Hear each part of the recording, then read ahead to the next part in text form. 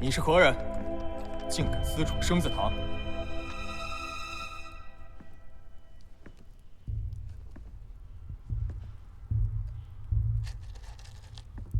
没规矩！我问你话呢。你不认识我？原来是二小姐。只是生字堂规矩严苛，除本堂弟子外，任何人不得擅自入内。还请二小姐即刻移步堂外。放肆！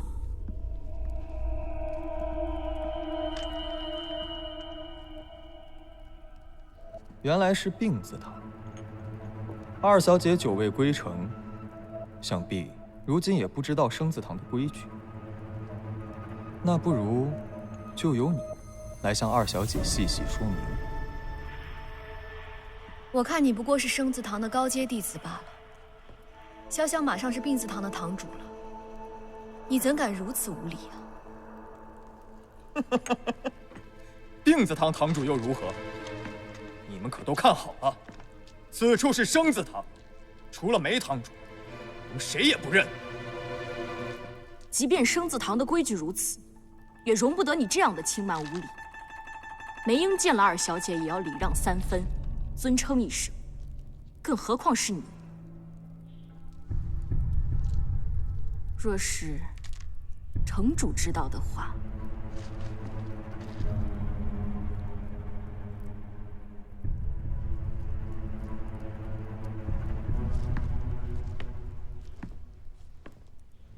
见过二小姐。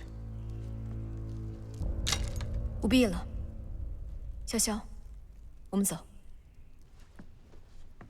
对了，我要好心提醒你一句，既然是生字堂的弟子，就要守好自己的本分。这个药房有4、5味药材都放错了地方，这要是传出去，不知道是丢了谁的颜面。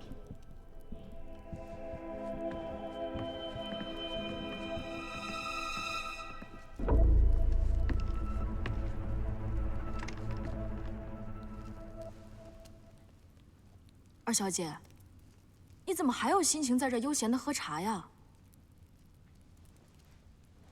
其实我早就想寻个机会提醒你来着，不过你今日亲眼看见了，也该明白了。看来这个梅英是把生字堂的弟子里里外外换了个干净，这剩下的都是他的亲信啊。自他接手了老字堂，便广招弟子，用尽各种手段施人笼络。如今的生字堂啊，已不复往昔了。很好。现在两堂是什么情况啊？师父生前便对我说过，病字堂无论如何都不能落到梅英的手里，所以只要有我在一日，梅英就休想染指病字堂半分。而大小姐呢，对梅英也同样是戒备心重，把空字堂看的是严严实实的。梅英几次3番想安插人手过去，都被挡出来了。这事也只好作罢了。阿姐一向是有手段的。二小姐啊，你是一点都不着急的吗？城主下令明日辰时4堂议事，可这4堂之中没有您的位置呀。自回城之后，我爹就对我避而不见，更是不相信我这个女儿了。就别说是共商议事了。师父死后，城主备受打击，身体大不如前了。而梅英现在手握2堂，掌控了城中过半的弟子，这往后的龙云城，我们先来个釜底抽薪，断了梅英的来路，这生字堂，我自然是要拿回来的。可咱们要如何断他门生的来路呢？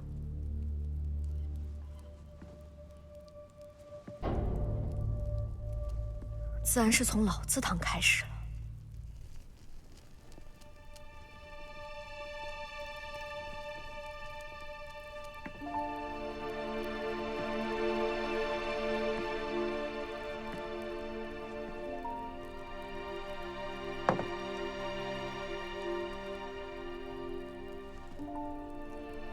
紫嫣，这是刚蒸出来的包子，热腾腾的，你一定喜欢吃。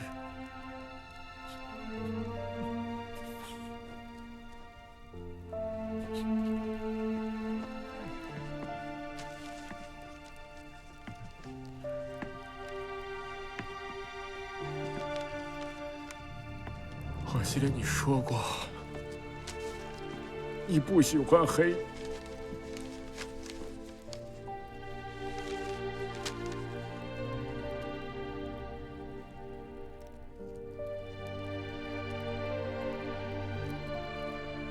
你现在是不是觉得后悔了？不要再混淆视听了！若不是你一心瞒着赤华珠被毁的事实，紫妍就不会因为炼毒而耗尽了心血。若不是你一心要灭了凌虚阁，引人来复仇，紫妍就不会因为被困龙阴城而失去了最佳的诊治时机。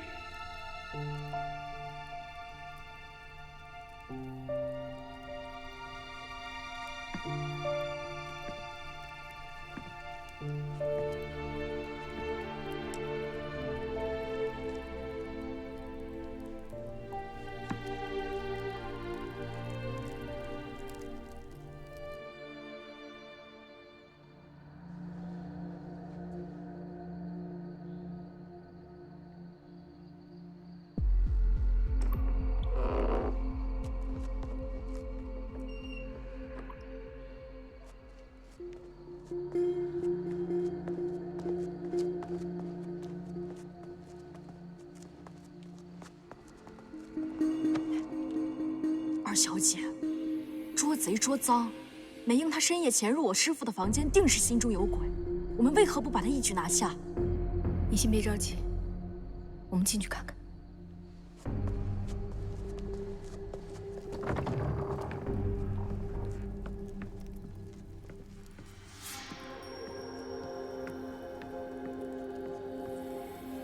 这个药箱原先并非如此摆放。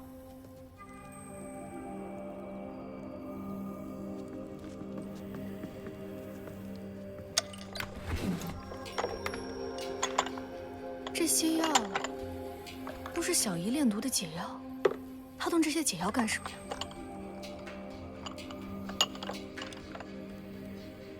潇潇，你可知道她动了哪一瓶解药吗？这个箱子一直都是师父自己收着的，之前用过多少我也不知道。这个，潇潇实在是无从分辨呢。这样吧，你把这些解药按今夜的分量全部还掉。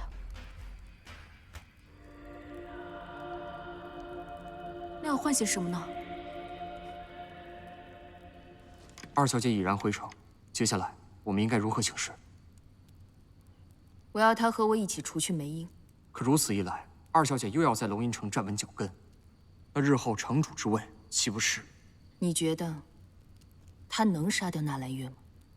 二小姐用情至深，先前为纳兰月不顾生死，现在又怎能伤她半分？这就对了。她能和我一起除去梅英，却无论如何都不会对纳兰月痛下杀手。先前，他们已在凌虚阁大婚，如此不忠不孝之举，又怎能在龙吟城站稳脚跟？自然，这城主之位，也就远远轮不到他了。堂主果然是思谋深远，心有经纬，不似二小姐那般为情所困，执迷不悟。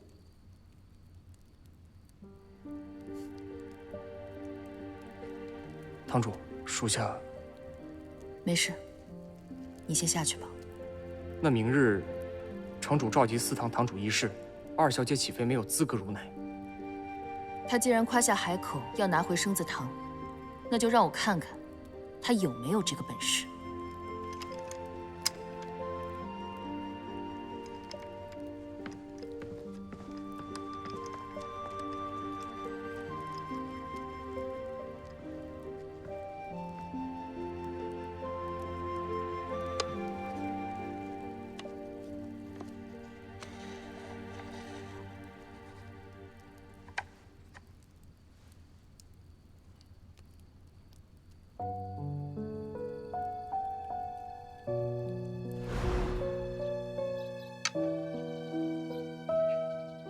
让了。容大小姐从一开始便选择了败局，心思独特是不错，但很多时候，反败为胜只不过是世人一厢情愿、空想罢了。下一回还望容大小姐慎选。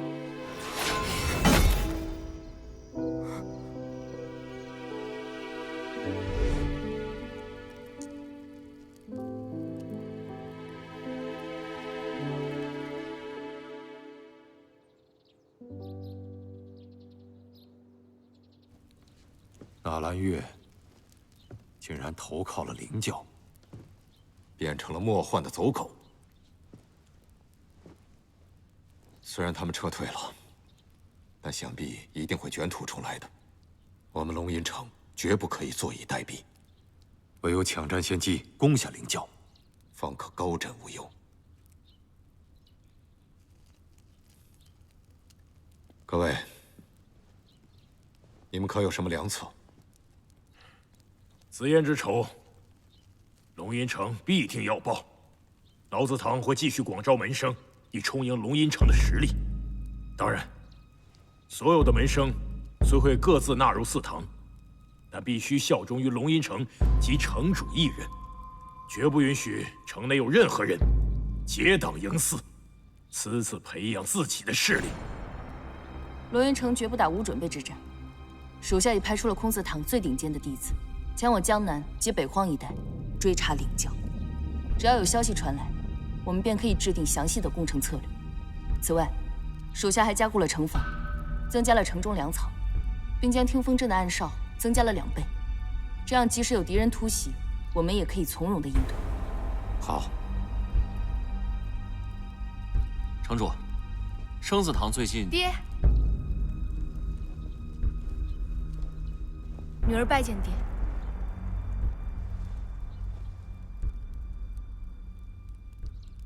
谁让你私自闯入的？昨日，我已经将小姨的丧事打点妥当，江湖各大门派都寄予哀思，我都一一回礼了，所以特意前来和爹汇报一声。二小姐，这些都是城中的后宅内幕，你根本不必拿到议事厅来说。紫妍的丧仪岂是小事？为什么不能拿到议事厅来说？城主要和我们几位堂主商讨正事，二小姐如果汇报完毕的话，便可以退下来。城主尚未发话，此处哪有你说话的地方？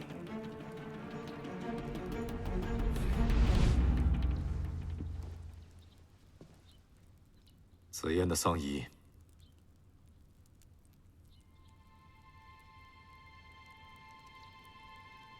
你做得不错。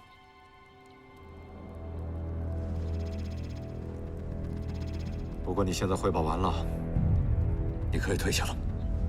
女儿做事一向有始有终，对战灵教之事，我也要参与其中。毕竟，小姨对我这么多年都有养育之恩。对战灵教如此大事，唯有堂主才有资格参与其中。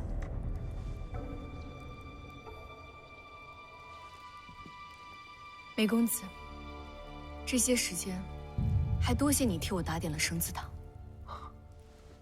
二小姐说的话梅某明白，只不过这生祠堂堂主的位子到底谁能胜任，还是得城主说了算。这件事，还由不得你插手吧？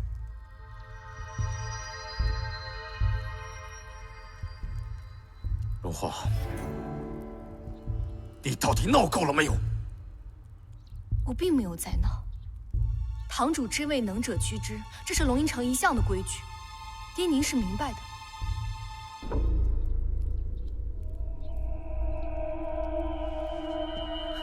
好，你到底还有多大的本事？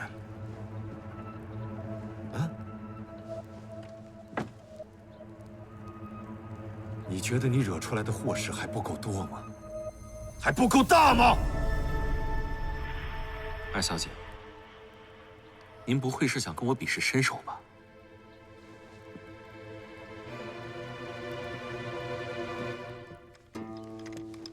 禀城主，说，黑石山、小雪盟及江湖各大门派齐齐前来拜见。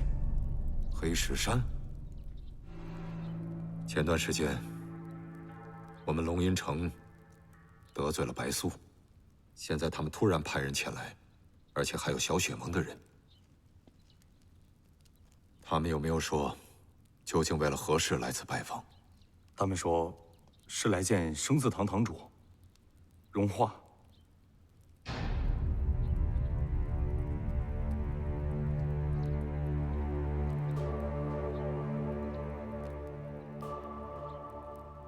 二位远道而来，荣华在这儿谢过了。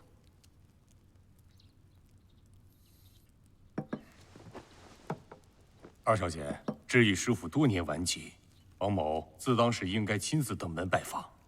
临行前，师傅特意叮嘱我，向二小姐问安。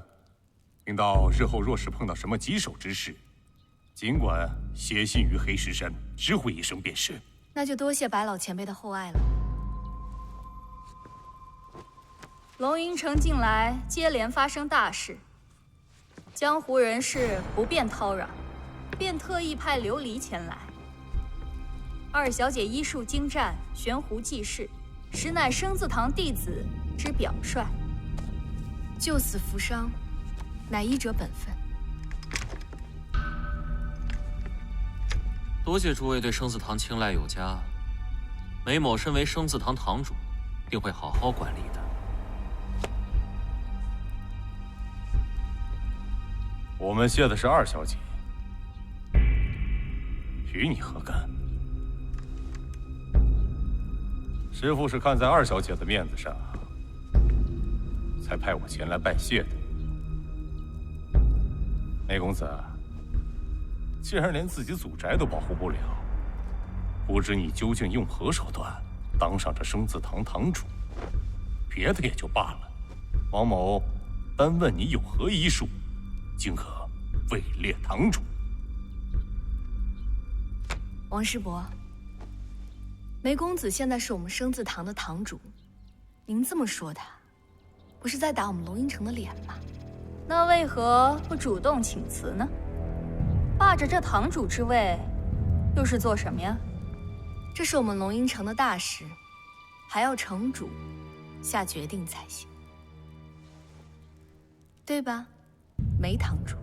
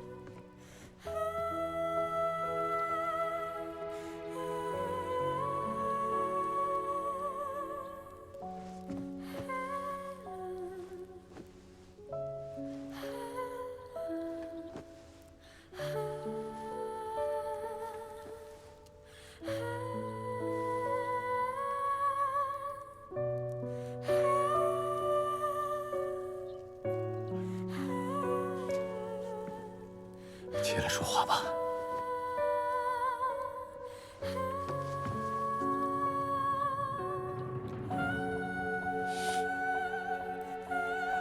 爹知道，你消失的这段日子没有白白浪费时间，还是有所作为的。你在江湖之上救了很多人。现在这些掌门们，他们都领你的情，愿意替你小姨报仇，愿意陪着我们一起对抗灵教。我不过是仗着龙吟城和爹爹的威望，博得了几分江湖上的薄面。生字堂本来就是治病救人的，只可惜我再也救不回小姨了。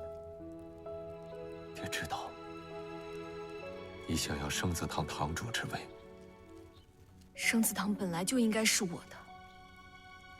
我之前小，不懂事，不知道珍惜。经历了这么多事情之后，我只想好好守护龙吟城。要是爹爹答应的话，我要和梅英公平竞争，一争高下。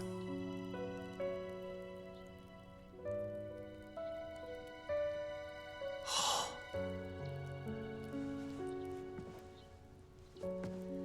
你要想爹答应你也可以，不过你要先答应爹，在你小姨的灵前起誓，和那个纳兰月一刀两断，然后找出证据还你小姨公道。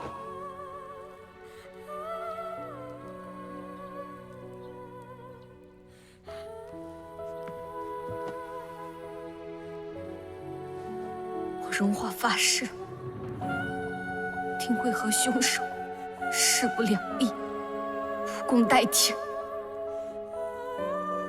我定会找出证据，替小姨报仇。子言，你都听到了吧？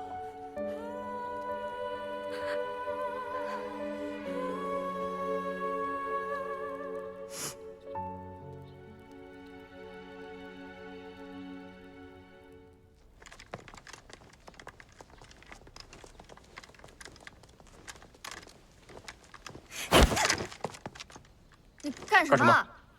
你刚刚出手那么狠，你是想要我的命啊？你光天化日，鬼鬼祟祟的跟着我，我自然以为是那个潜入龙吟城的奸细。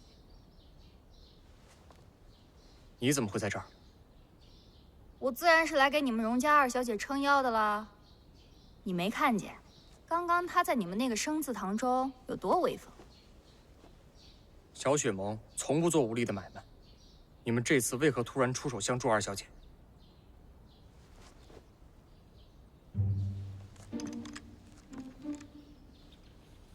无可奉告。我不过是听命行事罢了，盟主也不会事事都对我明白告知。不过，我倒真是挺喜欢你们那荣二小姐的。那么，请你办完事之后，速速离开龙吟城。龙吟城可由不得你闲逛。若这次再出什么事，我可保不了你。哎，干嘛？有你带我在这城中逛，就不算乱闯了。光天化日，成何体统？松手！我告诉你啊，招呼不好我，折损的可是你们龙吟城的名声。不，你松手，我带你走。你说的啊。不行，我不放心。你松开！干什么？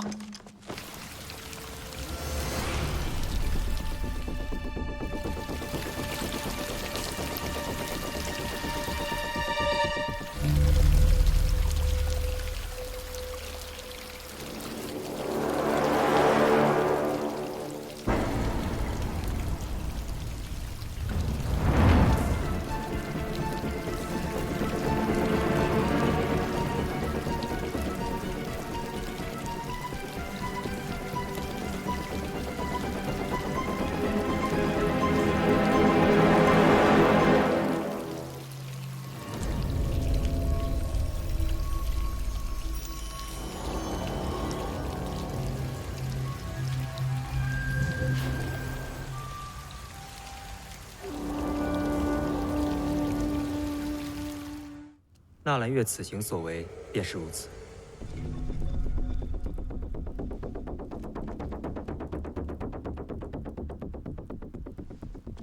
出去晃了一圈，也不见有什么长进。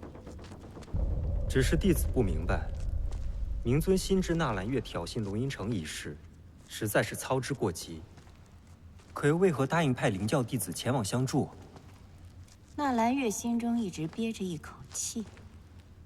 若不找机会，让他向荣敬风先讨回些公道，他怎么会安心修炼？况且，经过这一遭，他也更该明白，以他那半废的身躯，想要独立复仇，就是痴心妄想。此番纳兰月与荣华已然彻底决裂，只是紫嫣一事。弟子始终觉得这不像是纳兰月的行事做派，但事发后他不置一词，未做任何辩解。很好，出去这一趟，也不是全无长进。他也终于知道，该如何隐藏心思，收敛脾性。如今修炼已到关键，能否突破玄冰令的第2层，就看今日。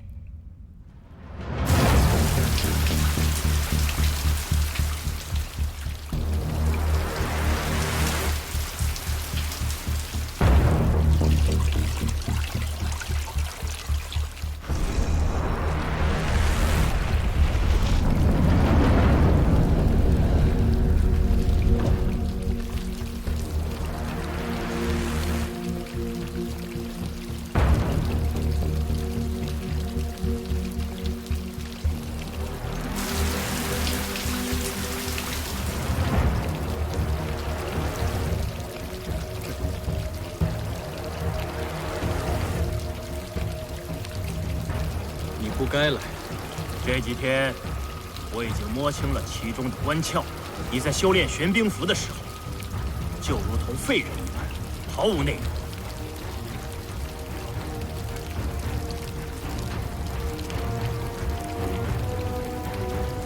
你在水里动了什么手脚？自然是我们唐门的秘毒了。你不妨用功试试。我保管你会全身经脉逆行。最后心脉崩裂而亡，是吗？看来你上回受的教训还不够啊！纳兰月，你也不用虚张声势，拿命来！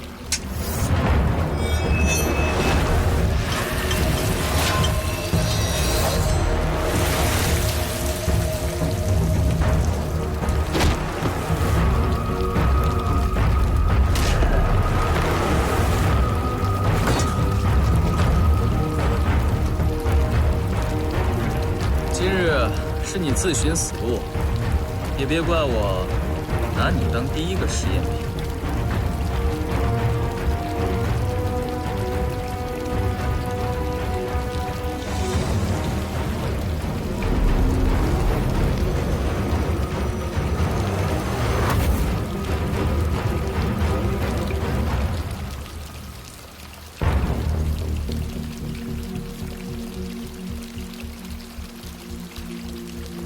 阿月，方才我们发现他要暗算你，便急忙赶来此处。万幸你没事。看来纳兰哥哥是率先练成了玄冰符的第2层，否则并不会挡得住唐门的密毒。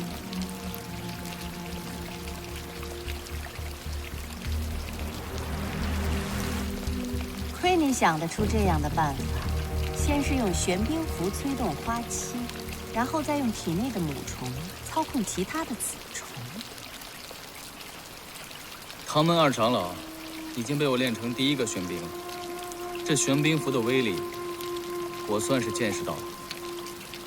这不过才刚刚开始，等你真正练成玄冰符时，你才能体会到它真正的厉害。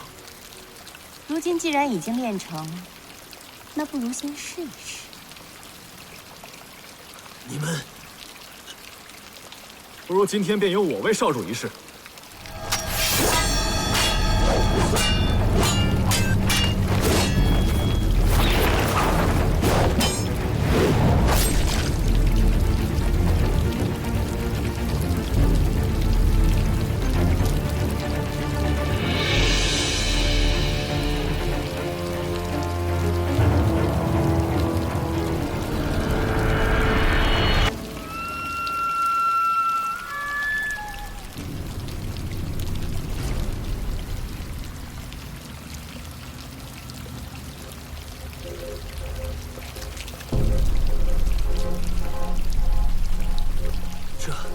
你体内的毒虫，听到熏声后，就会迅速的愈合伤口。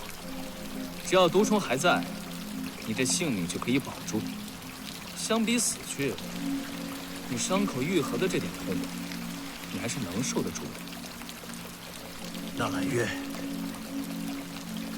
你竟然这么阴毒！如果我死了，我体内的母虫就会死；如果我体内的母虫死了，所有的子虫就都会死。你确定你要自寻死路吗？不错，但尚不娴熟，日后自当多加练习，更加精进些才好。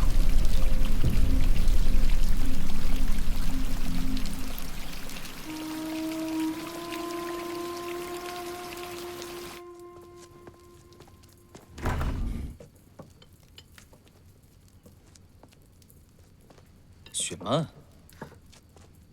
你在我房间做什么？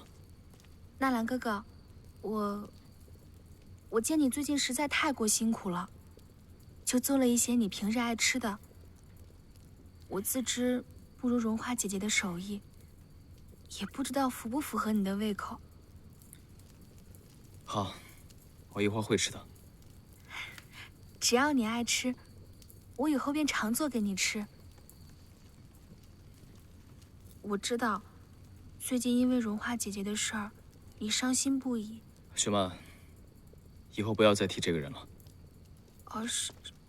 是雪曼考虑不周。我累了，我想休息一会儿，你出去吧。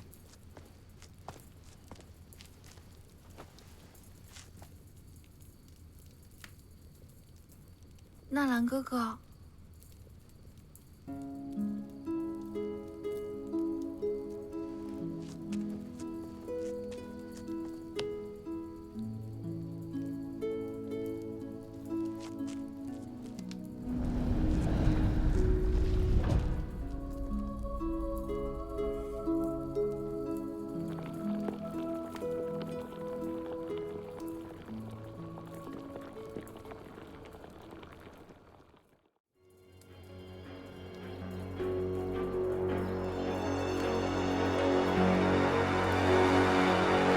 看吧。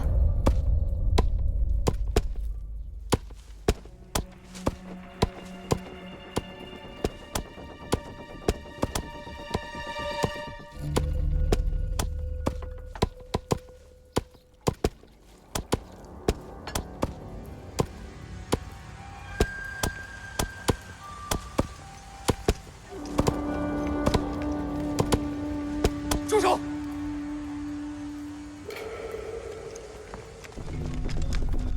为何要砍我家堂主的红梅？正好冬青大哥来了，和我一起喝杯茶吧。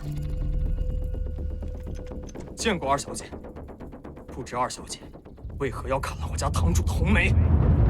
你这话就奇怪了，这本来就是我们龙阴城的东西，我想怎么处置，还需要询问你吗？正好我想翻整一下这个庭院。可是这个梅树实在是碍眼，我打算把它换了，种点别的。这是我家堂主悉心照料了许久的红梅，就算二小姐要翻整庭院，也该提前通知我们生字堂一声，我也好带人将它移走。不用了，等我把这个红梅给砍了，用它的枝干去后厨添炉子用。你实在是欺人太甚！我这就去面见城主，让他来为我们主持公道。等一下，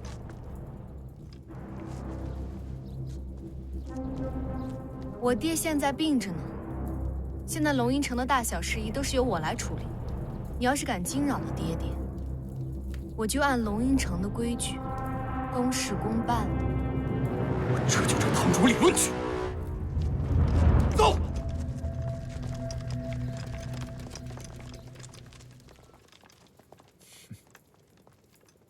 继续砍吧。是。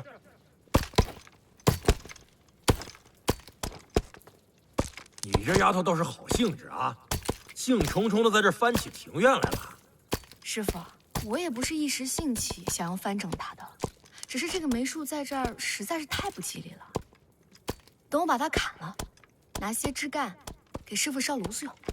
嘿嘿，还是丫头有心啊。不过师傅也惦记着你呢，这不。我老字堂刚入2名弟子，我瞧着他们还挺有才干的。一想你这不正缺人手吗？我就给你带来了。来，见过二小姐。见过二小姐。师傅有心，之前跟您说的话您都记得呢。没想到师傅这么疼我。我不疼你，我疼谁呀？啊！师傅坐。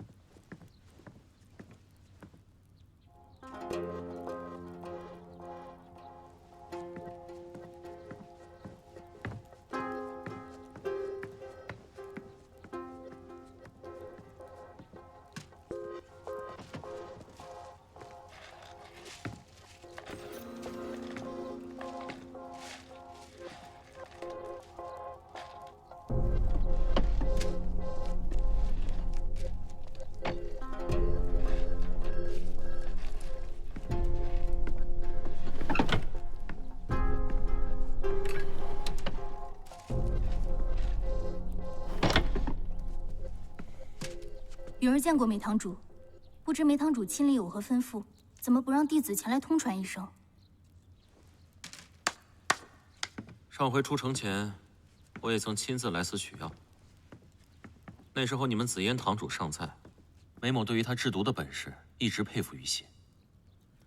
再加上病字堂所制迷药确实非同一般。眼下新任堂主继任，声称已经研制出了新药，所以梅某特地前来，不知可否试上一试。允儿只是一名小小的弟子，新药乃萧堂主亲自研制。梅堂主若想试药，恐怕还得问过萧堂主才行，我可无权做主。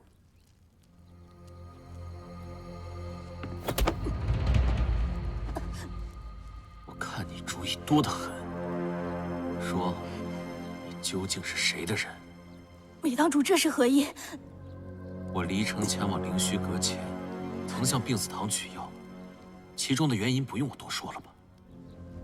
我今日才来问责，不过是因为之前事务繁多，加上紫嫣病逝。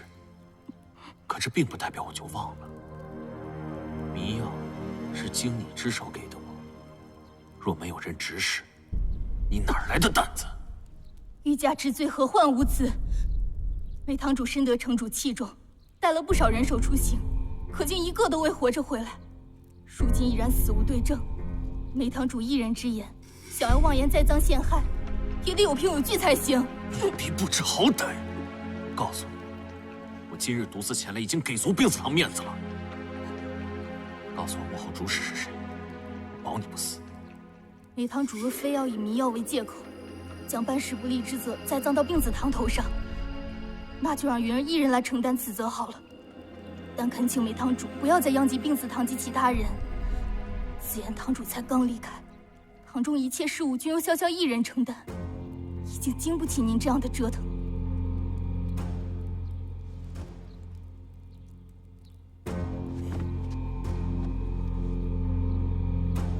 行，我确实是没有什么使者，但这也并不代表我就可以轻易放过你。龙吟城这么大，多你一个不多，少你一个不少。如果从今天开始你就消失了，你觉得会有人注意到吗？你可想清楚了？梅堂主若有心栽赃，我也无从辩驳，您大可杀我便是。只是我不想让潇潇为此伤心，我愿随你出城，要杀要剐悉听尊便。但请您不要告诉病字堂我的死因。行，我成全你。梅堂主，这是做什么？四堂各司其职，互不干涉。梅堂主乃是生字堂之首，即便病字堂的弟子犯了什么错，也轮不到梅堂主来动手吧？我听闻弟子说过，城主有令，若四堂不和，肆意生事者，一律斩杀，以儆效尤。不知梅堂主可有听闻？我不过是询问些事情罢了，就不必小题大做了吧？再者说了，我也是龙吟城一堂之主，我需要你来教我。弟子不敢，我只是提醒梅堂主一声。不愧是荣华身边的人，说话都没大没小，目中无人。别给你们家主子丢了脸。